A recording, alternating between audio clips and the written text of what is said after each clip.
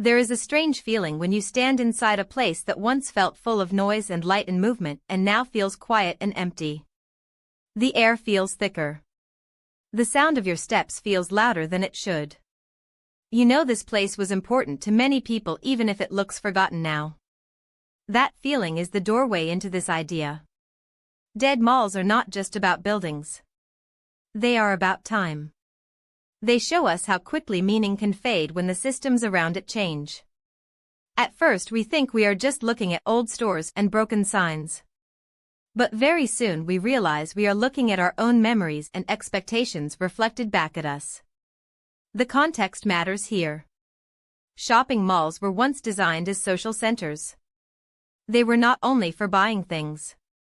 They were places to walk, meet friends, escape weather, feel modern and connected.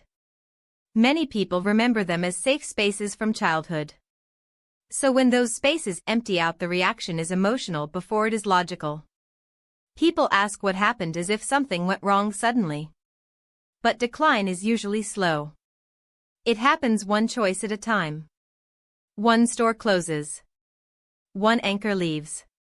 Foot traffic drops. Maintenance stops. Then the story shifts. The first surface insight is that spaces depend on participation to stay alive. Buildings do not die on their own. They fade when people stop using them. This seems obvious, but it hides a deeper truth. Use creates meaning. When people gather somewhere regularly, that place gains identity. When they leave, the identity drains away.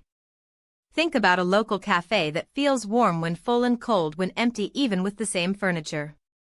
Or a school hallway during summer break. Or an office after work hours.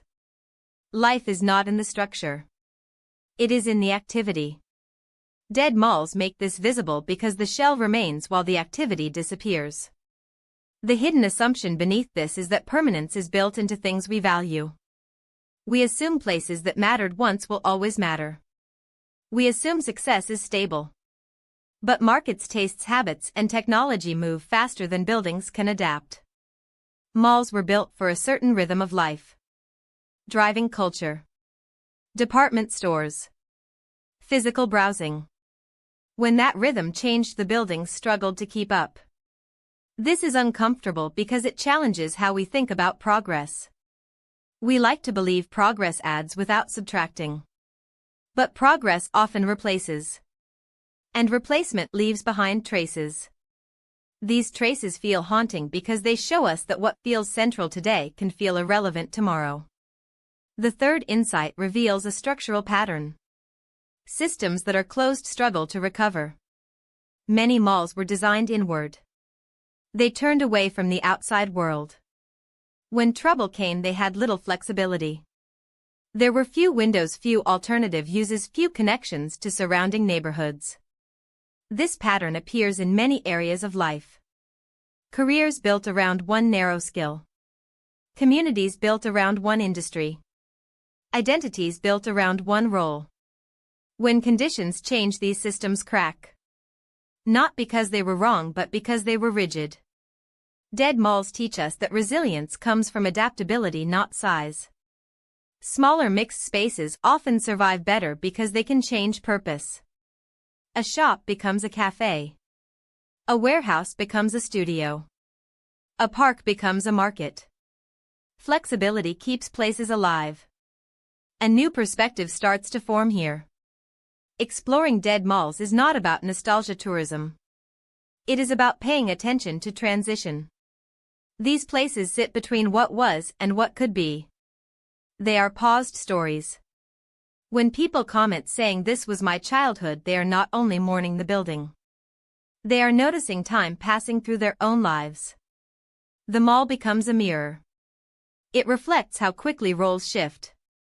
How childhood becomes memory. How familiarity becomes distance. This is why these spaces feel powerful even when empty. They hold emotional residue. Applying this idea to daily life changes how we look at decline. Instead of seeing it as failure, we can see it as information. Something stopped working here. Why? What changed? What did not adapt? This mindset can help us personally. When a habit stops serving us. When a job feels empty.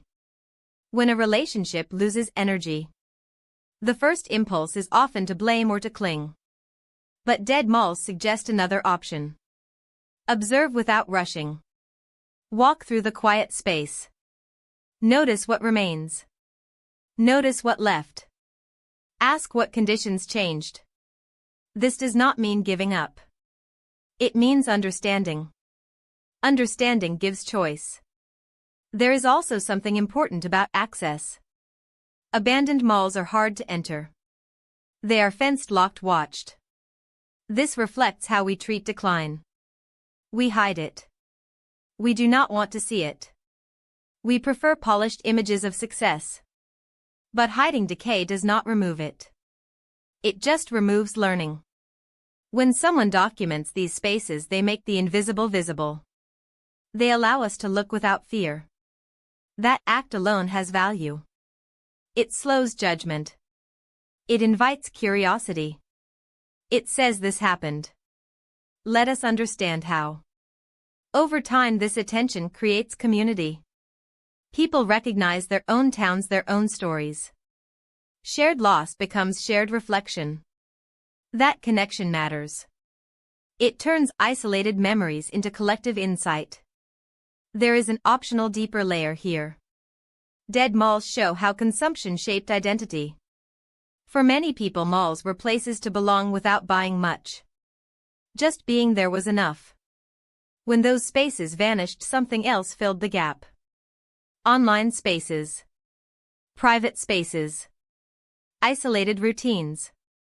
Convenience increased but shared presence decreased.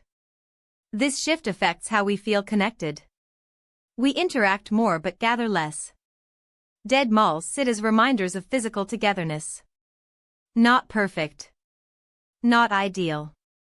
But real. This does not mean we should rebuild them as they were.